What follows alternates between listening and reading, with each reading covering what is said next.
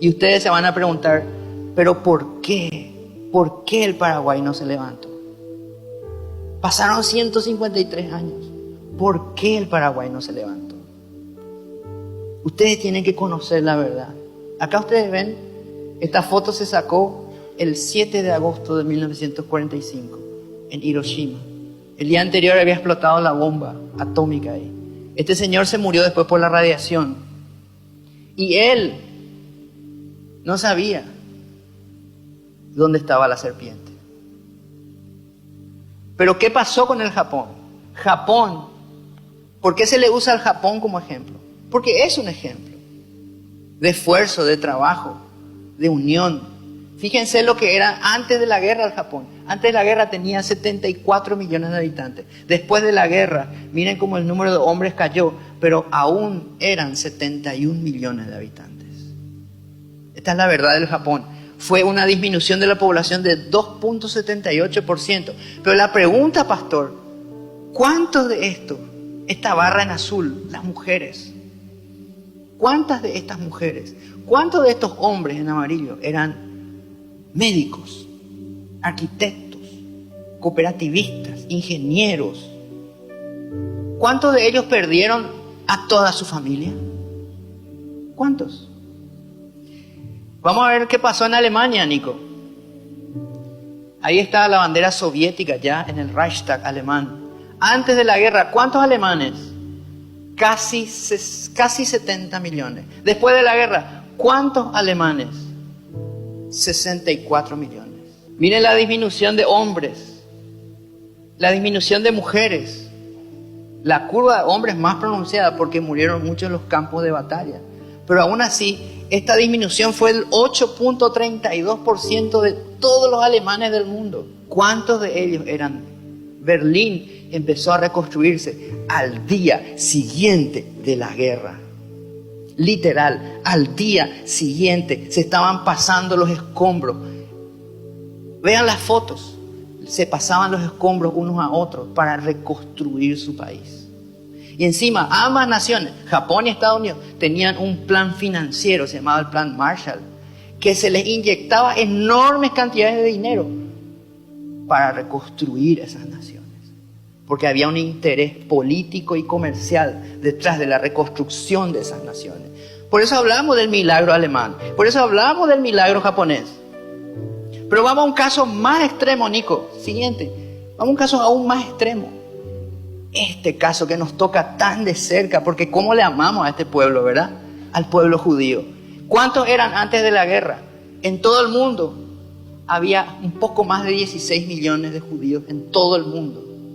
Después de la guerra, del holocausto, el intento deliberado de eliminarlos de todo el mundo, miren lo que fue el descenso de hombres y mujeres, de judíos del mundo, porque sobre ellos se derramó el odio que venía de los infiernos. Fue la disminución del 32.1% de todos los judíos del mundo. Pero si esto se llama holocausto y se llama con justicia, se llama holocausto, vaya que sí. Entonces, ¿cómo, Nico? ¿Cómo le llamamos a lo que pasó en el Paraguay? ¿Cómo le llamamos a esto?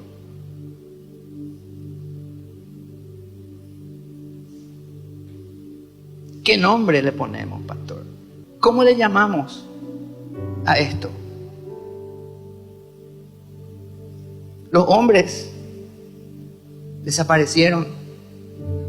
Solo quedaron niños, huérfanos, madres que fueron abusadas. Frente a la plaza donde hoy hay una estatua que se llama La razón vence al mal. Frente al Cine Victoria, ahí se organizó, el 1 de enero de 1869, se organizó una violación masiva de mujeres.